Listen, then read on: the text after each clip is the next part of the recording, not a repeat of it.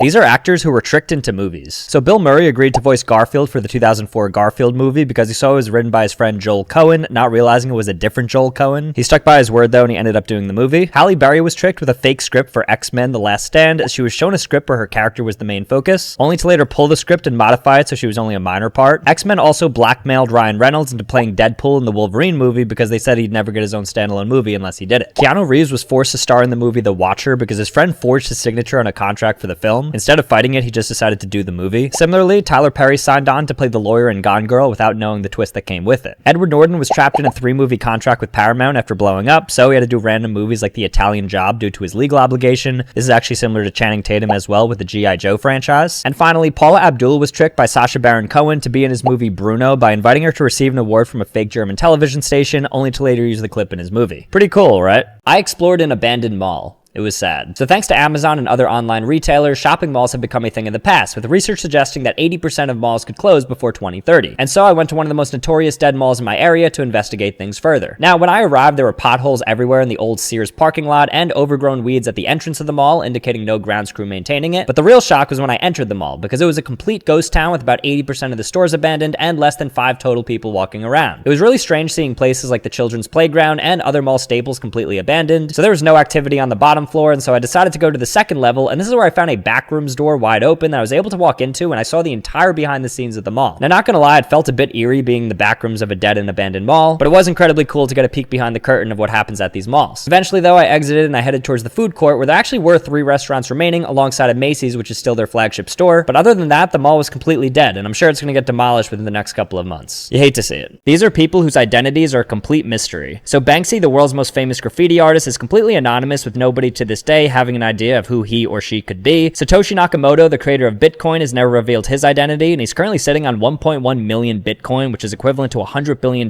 making him the 12th richest man in the world. In the late 1800s, there was a man dubbed Leatherman who wore a 60-pound leather suit and walked from Connecticut to New York every single year in the same exact path in the same amount of time until his death. Rasputin was a Russian mystic who became an advisor to the Tsar family, but many people believe he had superpowers because not only could he heal people, but when they tried to kill him, they poisoned, shot him multiple times, and beat him, and he wouldn't die until they ultimately drowned him and trapped him underwater. The creator of the Voynich manuscript, a strange book from the 1400s that nobody's ever been able to read, was never identified, meaning this entire book can never be read in the history of time. And finally, on the internet side of things, Corpse Husband, How to Basic, and You Suck at Cooking all continue to remain a mystery, as they've never face revealed and likely never will. Pretty cool, right? How much caffeine can you get in a single drink at Starbucks? So the daily recommended upper limit of caffeine for adults is 400 milligrams, and it begins to get dangerous once you go over 1,000 milligrams. And so ultimately, I wanted to see if Starbucks would actually serve me a dangerously caffeinated drink. I started off with a Trenta cold brew as my base, which according to their website is 360 milligrams, and then the fun began because I wanted to add as many espresso shots that they'd allowed me to put in, because each shot was 75 milligrams of caffeine. To my surprise, they were complying with my request, and I was ultimately able to get 15 shots of espresso in my 30-ounce cold brew coffee, which meant I was about to receive a drink with nearly 1,500 milligrams of caffeine. They actually requested that I go inside to pick it up, which I thought was interesting, but nonetheless, I went inside to retrieve it, and this was literally the darkest drink I've ever seen. Now, I'm not a coffee drinker, but I did of course have to take a sip of this to try it, and interestingly, one sip of this coffee that I created was actually equal to a small coffee, and so I went ahead and sipped it, and it was incredibly bitter. And from just a single sip, which was 60 milligrams of caffeine, I was definitely wired for the rest of the day. Definitely don't try this. How many times have they died?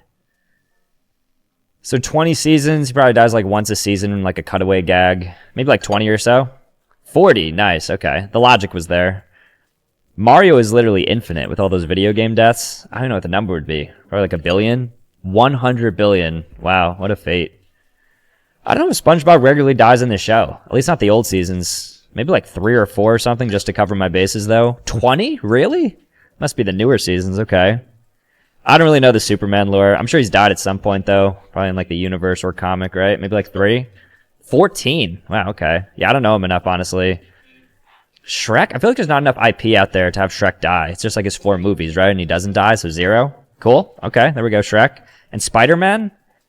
Maybe similar to Superman. He'll probably have like a dozen deaths or so across everything, especially for kind of like what-if scenarios. 16. All right, perfect. There we go. Is everything at Five Below really under $5? Well, upon entering the store, I was immediately met with signs that proved otherwise. So instead, the new quest was to find the most expensive item you can purchase at Five Below. Now, I was consistently running into items that were $6 like these headphones and $7 like these tennis rackets, but for the most part, nothing was going beyond this mark until I stumbled on the Five Beyond section, which is apparently the premium section for items above $5. Walking around here was a shock seeing these higher ticket items, and it was here where I found some really expensive items like these Squishmallows for $15 and photo cameras for $20. It didn't stop here though, because since it was Halloween themed, there was a lot of decor that inched prices higher, like these skeletons, which I was surprised to see at $25, and then this other skeleton right next to it for $35. And for a while, that skeleton seemed to be the most expensive item at Five Below, but after taking one more lap around the Beyond section, I found this creepy Halloween witch, which was a whopping $40, thus making it the most expensive item in the store. Five Below, more like 40 below.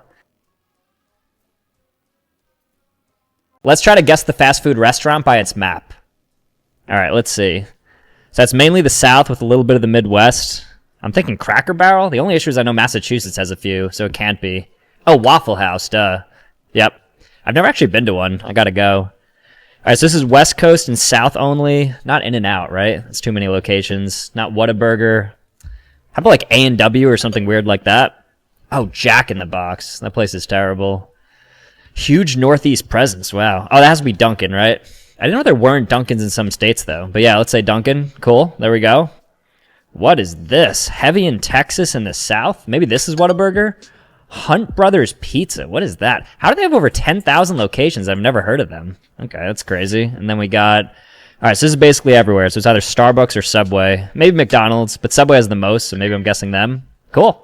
Okay, nice. Are Walmart's clothes really made in the USA? So Walmart is known to be the retail backbone of America, as it's not only the largest retailer in America, but also the largest employer with 1.6 million American employees. But how American is it? And specifically, where do they make their clothes? Well, I went there and decided to check this out, starting off with their American jeans, which were made in Bangladesh, children's shirts, which were also made in Bangladesh, and even American football jerseys made in Bangladesh as well. A pair of shorts were also made in Bangladesh, so their basketball shorts were made in Jordan. Their sweatpants were also made in Jordan. I figured maybe some accessories could be American, and so I found this cute hat, but this was made in China, which was also the story for standard socks and most of the shoes, which were also made in China. All of the jackets I looked at were made in Vietnam, and most of the sweatshirts said to be made in India. A bit disappointed having seen no American-made clothes from any of their in-house brands at this point, I ended things by checking out this polo shirt, and to no surprise, it was made in Cambodia. But even more interestingly, the same shirt on the rack I also found to be made in Vietnam, Ghana, and even Lesotho. So it seems like Walmart makes clothes from everywhere but America. So now you know. These are secret senses that you didn't realize that you have. So in addition to the 5 main senses, humans also have 10 additional senses not commonly talked about, like proprioception, which is your body's sense of position and movement without looking. So for instance, you can close your eyes and touch your nose without any issues. We also have chronoception, which is a sense of time with our internal clock tracking time passage. This is why we're able to naturally wake up right when our alarm clock is supposed to go off. On top of that, we have thermoception, which is our ability to sense heat and cold, like knowing when the sun is starting to heat us up, and also equilibrioception, which is our sense of balance and spatial orientation. This is apparent when we spin around and our body knows that our inside is temporarily imbalanced, thus getting dizzy. From here, we have interoception, which includes our sense of internal sensation, so we know when we're hungry, thirsty, or have to go to the bathroom, which is arguably the most important, and also the sense of physical pain, like pressure or chemical damage, like knowing when you're touching something sharp or burning. And finally, and this is debated, but humans may have something called magnetoreception, which is our ability to sense Earth's magnetic field like birds do, since there have been recorded brain activity spikes when this happens, though unfortunately we're not fully conscious to it yet. Pretty cool, right?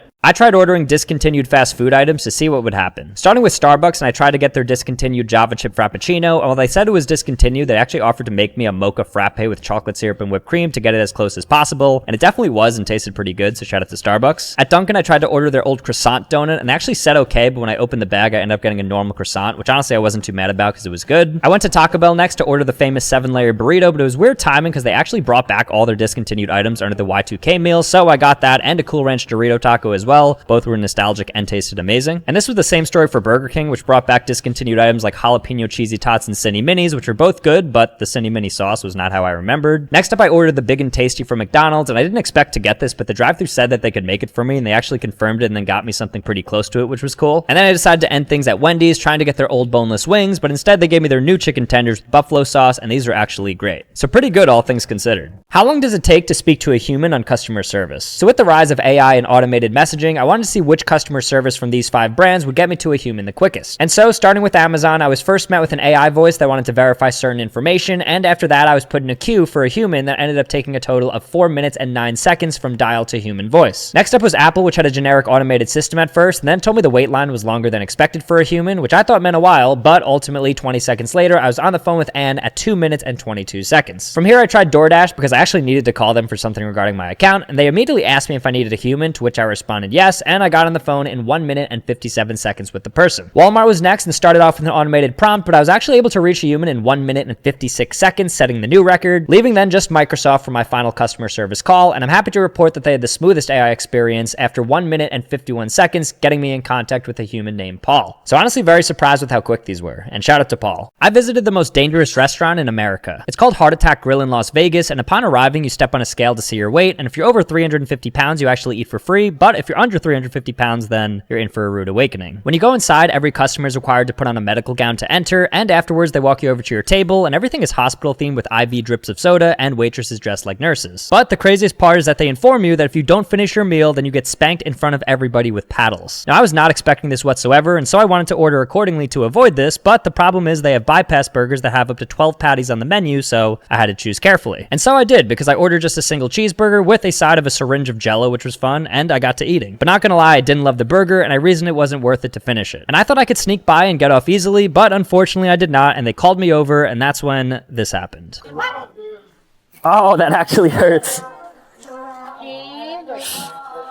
Crazy restaurant concept, but very cool. Can I profit from a mystery box? So I got a $225 party mystery box on this website, and I wanted to see if the value was ultimately worth it. I started with a $10 charging cable, then a $100 Henry's watch, which already put me halfway there, then a $25 loop, a $4 jump rope, a $20 mug, a $10 shirt, a $20 leaf tea set, and then $100 worth of Duracell flashlights, which meant that I already broke even after just a third of the products. But continuing on, I got a $20 Blind Tiger poker chip set, a $30 Labubu, $50 bracelets, a $20 bidet, $40 of Don Julio for some reason, a $40 4D shaver, a $150 Lumi hair removal device, a $175 Radiance One skincare device, a $25 basketball shirt, a $30 popcorn costume, something I'm not able to show you, a $75 dog bed, and then ended things with a $5 scented candle. So ultimately, my luck was insane this time around because I made $949 and profited $724. Very cool. I visited themed convenience stores, starting with a Hello Kitty 7-Eleven that had Kitty White up front, followed by a bunch of Hello Kitty related food, toys, and trinkets scattered around the store. This place was super cute and pink and had a ton of art on the ceilings and walls. Next up was a Lay's themed 7-Eleven that was complete with everything you'd expect here, including some of the weirdest Lay's flavored chips I've ever seen in my life, like scallops, Wagyu steak, and even cilantro, which was unreal. From here, I went to a Peanuts themed 7-Eleven that had Snoopy up front, artwork from the comic strips on the wall, and a store up front to buy Peanuts related products. And then afterwards, I went to a Pokemon themed 7-Eleven that probably had my favorite outside mural of them all, and inside decor including stuffed animals, trading cards, and more artwork on the walls. Next up was an airplane themed 7-Eleven that had airplane windows next to the tables and Starlux branded goods everywhere. And then I went to a Disney themed 7-Eleven with a lot of classic Mickey Mouse decor and tributes to some of the original films. And finally, I went to an Ultraman 7-Eleven because I heard he was really popular in Asia, and after walking around and seeing a lot of the lore around him, I could see why, but I still have no idea who he is. He seems chill though. These are the most Googled terms of 2025. So the most popular search was Gemini, with people trying to access Google's AI. In terms of news, Charlie Kirk assassination was #1. He was also the most Googled passing of the year, and he had the most popular podcast with The Charlie Kirk Show, followed by New Heights. The most popular person overall, though, was actually David, followed by Kendrick Lamar and Jimmy Kimmel. The most searched actor was actually Mikey Madison, and the most searched movie was her movie Anora, followed by Superman. For TV shows, Monster, The Ed Gein Story was #1, followed by Squid Game 3, and the most popular song was DTMF by Bad Bunny, with Celeste Open Up coming in second. In sports, the boxer Terrence Crawford was the most popular athlete, edging out Rory McIlroy. PSG was the most searched team, and the FIFA Club World Cup was the most searched event. The most popular game was Ark Raiders, followed by Battlefield 6, and the most popular food item was hot honey, followed by Marry Me Chicken and Chimichurri. The most popular Google Maps location was actually the Kyoto station in Tokyo, and finally, using Hum to search, the most searched song by far was Golden, followed by Ordinary. So now you know. I stayed at themed hotels, starting with a Hello Kitty themed hotel, and this room was a little girl's dream room, being completely pink and no shortage of Hello Kitty decor around the room, down to the minor details like like the slippers, tea heater, and even bathroom wallpaper. This place was honestly a 10 out of 10, definitely recommend. From here I went to a Godzilla themed hotel, and while the lobby was cool with some models of the Godzilla characters in the lobby, alongside a cool gift shop and movie posters on the wall, my room was the superstar as it was situated right next to Godzilla's eye, so if you wake up in the middle of the night, he'll be sure to be staring right at you. I went to a Pokemon themed hotel next that had a lot of great detail to it, including a giant Snorlax on the bed, Pokeball themed sheets and covers, tons of Pokemon silhouettes on the walls and ceilings, and a bunch of themed products that they let you keep. And then I ended things at a robot hotel that has a robot check you in, which was actually a really cool experience to talk to them and such. And then they assign for you a randomly selected room, and this hotel has the most themed hotels in the entire world as recognized by Guinness. But unfortunately, when I opened my door, I somehow didn't get a themed room at all. Disappointing, but at least I got this really cool steamer, I guess. How long does it take to find a Mr. Beast video on every platform? Starting on YouTube, where he has 460 million subscribers, I figured this would be fairly instant since he's posted hundreds of shorts at this point, some getting over 1 billion views, and so I booted up a fresh account and got scrolling. And as expected, after getting a couple of AI Slop and Zach D Films videos, I landed on this video of Mr. Beast after just 8 minutes and 53 seconds. Onto TikTok, where he's not the biggest, but still top 5 on the platform, and here I made a new account and had a similar start with AI Slop and general education videos, before getting served some Zach King magic videos and product reviews. Crazily enough though, after just 4 minutes and 30 seconds of scrolling, I had this Mr. Beast video pop up, which meant that it's twice as easy to find him on TikTok than it is YouTube. And then I ended things on Instagram, where Mr. Beast is big, but certainly not the largest by any stretch. And after making a new account and scrolling, I was getting gym videos, general entertainment, and sports at first, but then, to my surprise, after just 6 minutes and 3 seconds of scrolling, I came across this reel, which means that YouTube is oddly the hardest platform to get organically served one of Mr. Beast's video. Go figure. This is what a typical day looked like 10,000 years ago. So you'd wake up at 6 a.m. synced with the sunrise after a broken up sleep the night before, likely in a rock shelter. There's no breakfast, but your first task is assessing wild animal dangers and then sharpening your tools to prepare to go out. At 8 a.m., if you're a man, you'd head out with your tribe and track animals like deer to try to kill them for food, while women would gather grains and nuts and berries. By 3 p.m., you'd ideally caught a small or medium-sized animal and dragged it back to cook over a fire if you're lucky. The food has no preservation, so you'd have to eat it immediately with no seasoning, sides, or other options. Around 6 p.m., as sunset approached, you'd storytell, wrestle with your siblings, and then watch the flames of the fire burn, which was said to have mimicked TV. After about 2 hours at 8 p.m., it would be bedtime, and you'd stabilize a fire for nearby light, and around 10 p.m., 2 hours after that, men would wake up to switch off with night watchers to ensure that they're guarding the family. And safety in particular was of utmost importance because any small injury could result in death. And this exact day would basically repeat for 35 years until the average person died, though this life expectancy is largely due to the 50% child mortality rate. That's crazy. These are crazy age limits around the world. So Iran declared legal adulthood for girls at 9 years old, yet for boys it's 6 years later at 15. In Nigeria and Pakistan, their age of criminal responsibility, which is the youngest age a child can be arrested and charged with a crime, is 7 years old. China has a minimum marriage age of 22 for men and 20 for women as part of their long-standing effort to manage population growth. And the Maldives have a law where if you were born after 2007, you can never legally buy tobacco, whereas anybody born before it could. Australia recently passed a law banning anybody under the age of 16 from having social media accounts like TikTok, Instagram, and X, being the first country in the world to do so. In Punjab, India, the legal drinking age is 25, while in many European countries like Germany and Italy, it's technically legal for any age to drink alcohol at home so long as there's parental consent. The UAE has the highest voting age in the world at 25, while Argentina has the lowest technically at 15 to vote in primaries. And finally, certain towns in the United States, namely in Virginia, have laws that retire kids over 12 from trick-or-treating, and they've recently even fined older teenagers for taking candy. That's rough. These are restaurants that are quietly making a comeback. So Red Lobster has emerged from bankruptcy after filing in 2024 and has stabilized locations and is projecting a profit for the first time in years in 2026. It also received $60 million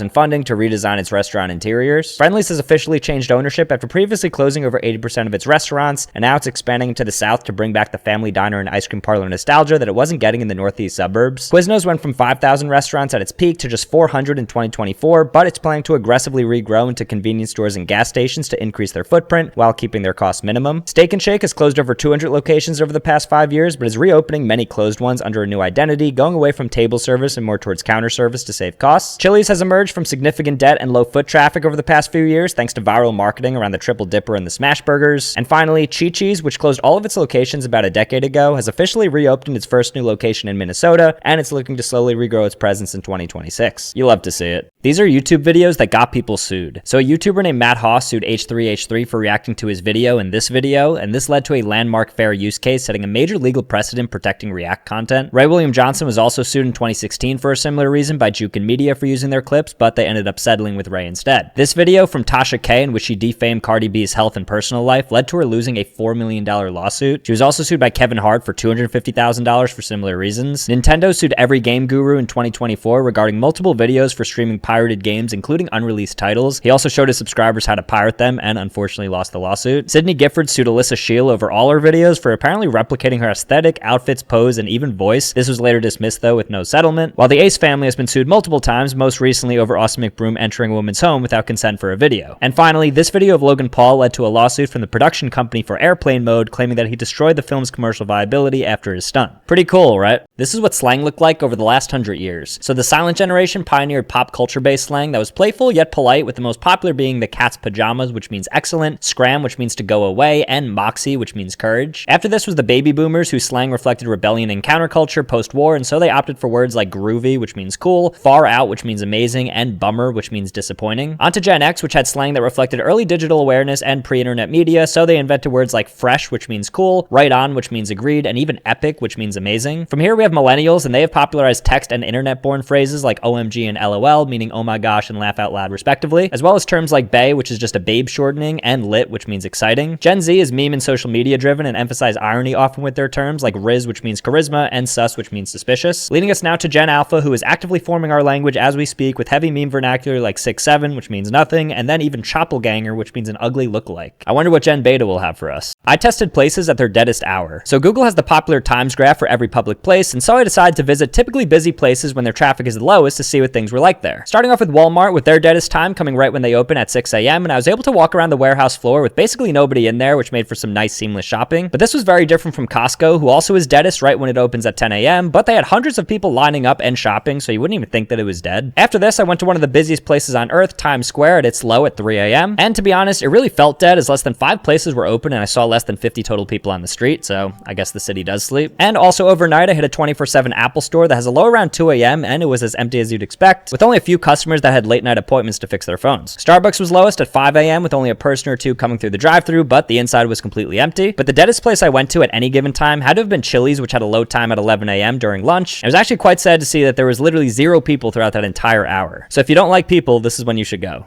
Here are the most successful celebrity companies. So Skims, Kim Kardashian's shapewear company, is the largest celebrity-owned company in the world, valued at over $5 billion. It's actually one of the fastest growing apparel companies, period. Rihanna has $2 billion businesses, with Fenty Beauty valued at $3 billion and Savage X Fenty Lingerie at $1 billion, making her the only celebrity with multiple billion-dollar businesses. Other billion-dollar beauty companies include Rare Beauty by Selena Gomez, which is worth $2 billion, Kylie Cosmetics by Kylie Jenner, that's $1.2 billion, and Rhode Skin by Hailey Bieber, that's actually just sold recently for $1 billion.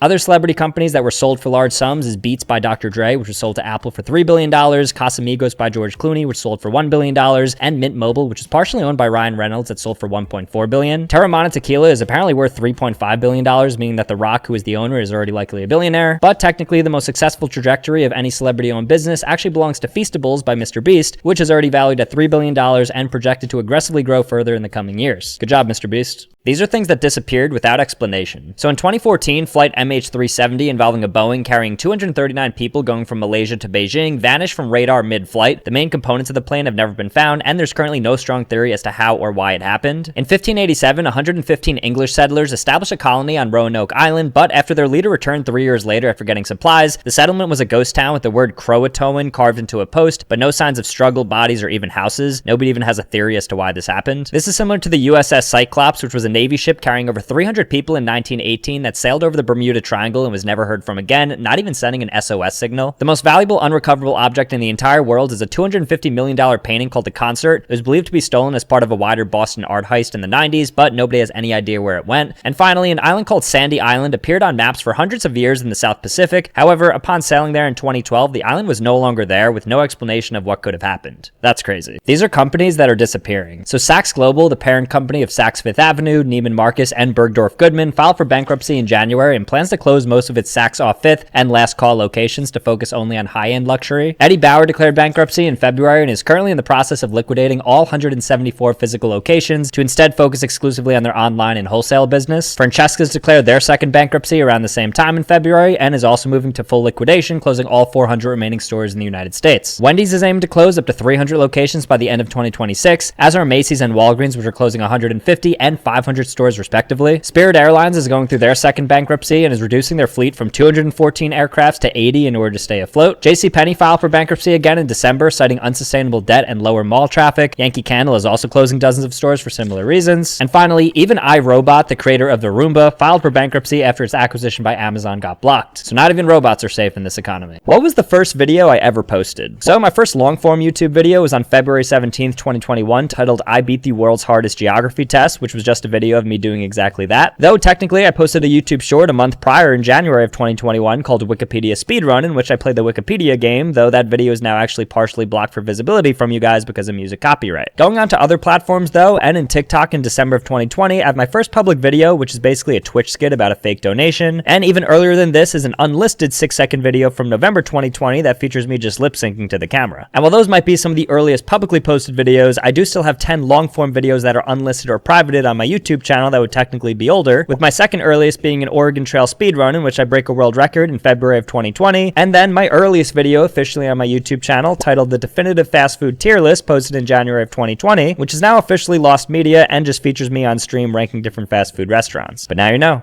Let's try to guess how much these websites make. Pokeen.com. Okay, so Pokemon card shops. I know they do super well, especially have like all versions of the cards, like looks like they do. Maybe like 2 million? 4.3 million. Wow. Okay, that's impressive. All right, kidsandcoffee.love. Oh, that's a cool idea. It's like an indoor playground and cafe for kids and parents. I mean, I don't know, 500K? 1.5 million. Wow, all right. Modernbreadandbagel.com. So a gluten-free bakery and restaurant. I don't know. I mean, the website looks great, but it can't be more than like a million, right? 3.9 million. Lovehershop.com. So we have women's athleisure, looks like some high performance leggings and like activewear. I'll go 1.5 million, 1.7 million, okay. Plannerkate.com. Okay, so planner stickers to help organization. That's a cool concept. Let's go like 1.6 here. 1.8 million, of course. And all these websites were created on Wix.com. Now they have a new website creation platform, Wix Harmony, where you can generate a full website from a prompt and still have complete control to customize and make it 100% yours. So what's your $1 million business? These are humans who have defied science. So in 1945, a woman named Beulah Hunter had a 13-month pregnancy, which was 100 days longer than humanly possible, giving birth to a perfectly healthy baby. A man named Thierry from France had an endless appetite that let him eat meals for 15 people without gaining weight, and he was even suspected of eating live cats, puppies, and even a 14-month-old toddler from the hospital. Even more interesting was a woman named Brooke Greenberg who remained the size and mental age of a 6-month-old infant due to her syndrome X, despite her being 20 years old. A family in Kentucky during the 1900s had bright blue skin resulting from a rare genetic condition which turned their blood chocolate brown and their skin blue. They were later cured by injecting themselves with artificially blue dye, ironically. A Chinese man named Li Ching Yuan was thought to have lived to 256 years old, making him twice the age of the oldest known person, and this was verified by Chengdu University and the Chinese government. And finally, a boy named Harry Eastlack had a rare disease in which every time he suffered a minor bruise or muscle tear, his body grew back solid bone instead of muscle, leading him to effectively turn into bone before dying relatively young. That's crazy. These are names that used to be insults. So if your name was Jack, you used to be associated with low-level peasants and they were called commoners and nobodies. Eventually though, people realized that there were Jacks in every job and it became a prefix for anything do-it-all like Jack of all trades or a jackknife. This is actually similar to Jill, which used to mean a loose woman who was unremarkable, but thanks to the nursery rhyme pairing it with Jack, it became a cool name again. Tom used to refer to a simple-minded animal like a tomcat or a tom turkey and was synonymous with dumb, but by the 1700s it became the go-to name for a generic male character and a bit more mainstream. Abigail used to be the name of a low-ranking member of society or even a servant thanks to characters in plays, but after 200 years it eventually shed the stigma thanks to popular successful Abigails, and it's now relatively popular again. Calling somebody a maverick used to equate with calling somebody worthless thanks to a rancher named Maverick who refused to brand his calves. Eventually though, it became a synonym for trailblazer after people started to think that the rancher was cool for doing his own thing. And finally, if your name is Guy, you used to be mocked as a terrorist thanks to a man named Guy Fawkes who tried to blow up the British Parliament in the 1600s. Pretty cool, right? Let's try to guess the name of these D-list celebrities.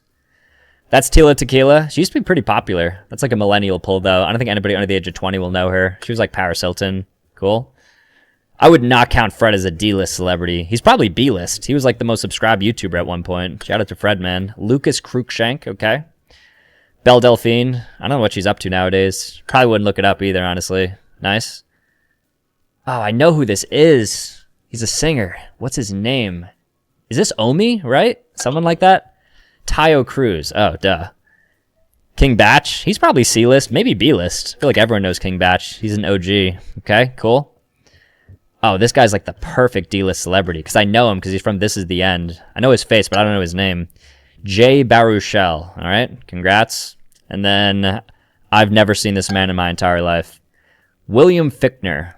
Okay. কি হইছে বলতো আর বলিস না, তোরে যে booking দিছে সে তো এখন আমার পিছনে লাগছে। দিশান আমার দরজা লাগিয়ে দিচ্ছে। আমার দরজা লাগিয়ে দিচ্ছে কই যায়? কই যা? আমরা তো বিয়েই দিয়ে দিবে বাসা থেকে। মাম্মা লাভ স্টোরি তো শুরু করে দিলা। ভালো ভালো ভালো। মালটারে কি পড়ানো যায়? তুই একটা কাম কর, আজকে থেকে আমি তোমার, তুমি আমার, ব্যাস ডিসিশন ফাইনাল, বুকিং দিয়ে রাখলাম। ঠিক আছে? কি খবর তোমাদের, কেমন আছো তোমার সবাই? ভালো তো না? তুমি জানো তোমায় কালকে তো কতবার বলছি।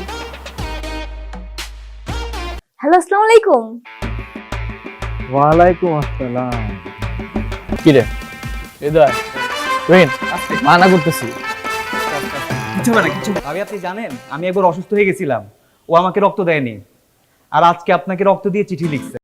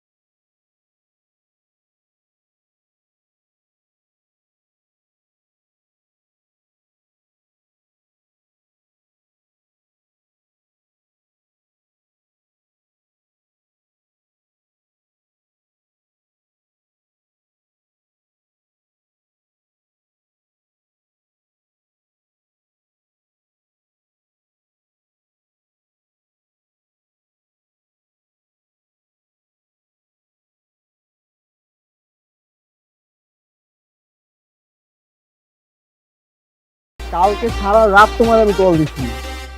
সারা রাত? তাহলে আপনি শুনুন আপনার ভালোবাসার মানুষের অতীত বর্তমান। পাগল কোন একদম ঠিক হয়নি, ওনার ব্যথা লাগে নাই। ব্যথা তো বেশি তুহিন। তুহিনের ব্যথা লাগছে না? বন্ধু তুই চিন্তা করিস না রে, ভাবির মন ঠিকই গলে যাবে। ভাবির মন তো ঘুরবে কিন্তু। আরে না না না সম্ভব না, গাড়ি ঘোড়া, গাড়ি ঘোড়া তো। হঠাৎ আমার বাসার নিচে কোনো জরুরি দরকার? তুমি কি আজকে কোচিং এ যাও নাই? সুন্দর মতো যাবি, ভাবির নামটা জিজ্ঞাসি। আর শোন, ভালো মতো কথা কবে, ভাবি লাগে। খালি ফাপড় আর চাপাবাজি, ফাপড় আর চাপাবাজি, এই বাদে আর কিছু পাচ্ছস? বুকিং? বুকিং মানে বুকিং, তুমি আমার আমি তোমার, বুকিং দিয়ে দিছি ফাইনাল। আমাকে বুকিং দিছে মানে আমাকে কে বুকিং দিছে দোস্ত? তোর যে আশিক আছে না, এখন তো ও আমার পিছনে লাগছে। আমার তো অনেক ভয় লাগতেছে দোস্ত। এই যে আস্তে আস্তে সব মানুষ জানবে, তারপর আমার ফ্যামিলিকেও জানাই দিবে। আর আমার and best of luck for doctorship. আমি দোয়া করি তুমি যেন একজন ভালো ডক্টর হও। আমার কাছে জিনের বাচ্চার নাম্বার আছে। জিনের বাচ্চা করতে চাস নাকি ইটিস পিটিস করতে চাস? হ্যালো বন্ধু, আমার রোদে দিছস? এই তো দিছি তো। ঠিক মতো রোদে দিছস? কি শুনতে চান? আমি আপনাকে ভালোবাসি।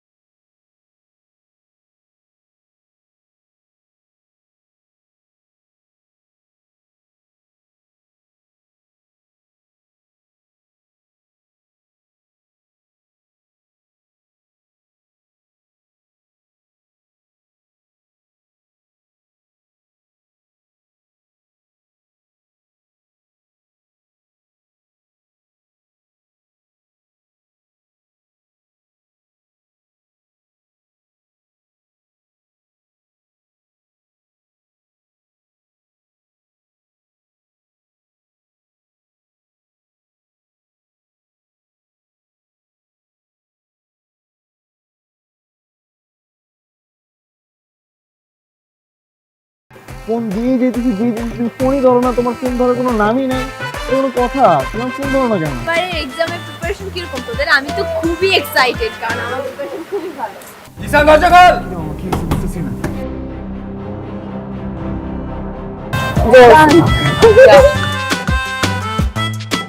সুন্দর মতো যাবি, ভাবির নামটা জিজ্ঞাবি। আর শোন, ভালো মতো কথা কবে, ভাবি লাগে। খালি ফাপড় আর চাপাবাজি, ফাপড় আর চাপাবাজি, এই বাদে আর কিছু পাচ্ছস? বুকিং? বুকিং মানে বুকিং, তুমি আমার আমি তোমার, বুকিং দিয়ে দিছি, ফাইনাল। আমাকে বুকিং দিছে মানে আমাকে কে বুকিং দিছে দোস্ত? তোর যে আশিক আছে না, এখন তো ও আমার পিছনে লাগছে। এই এই দুলাভাই সামনে থাকলে যে সালাম দিতে হয়, আপনি শিখাই নাই তোরা? কেমন আছো তুমি? ভালো। আমাকে জিজ্ঞেস করবো না? রক্তটা দিবি তুই। আমি কেন রক্ত দেবো? প্রেম খরচ তুই, রক্ত। আমার বন্ধু জিসান আপনাকে অনেক ভালোবাসে ভাবি। আপনার ওর রক্ত যাওয়াটা বিধে হতে দিবেন না ভাবি। These are the worst castings in history. So Gary Oldman was cast as a little person in the movie Tiptoes and spent the entire movie on his knees with prosthetic legs attached, acting alongside Peter Dinklage. In the 2004 movie Alexander, Angelina Jolie was cast as the mother of Colin Farrell, but is only 11 months older than Colin Farrell, which didn't land well for people's disbelief. Similarly, Ben Platt was cast to play a 17-year-old in Dear Evan Hansen, despite being nearly 30, which looked a bit uncanny. Kevin Costner was cast for Robin Hood in the 1991 movie, despite Robin Hood being one of the most famous British folklore heroes. He didn't even attempt the British accent, actually. Tom Holland playing Nathan Drake in the Uncharted movies was met poorly because they tried to convince audiences that Tom Holland was a rugged 35-year-old wisecracking treasure hunter. This is up there with Jesse Eisenberg in Batman vs. Superman Dawn of Justice, where he played Lex Luthor, but audiences couldn't get past his high-pitched tech bro persona. Vince Vaughn was cast as the serial killer Norman Bates in Psycho, despite being a fast-talking comedy actor. And finally, Sofia Coppola, the daughter of the director of The Godfather, is thought to have overshadowed the movie entirely from her terrible acting. Pretty cool, right?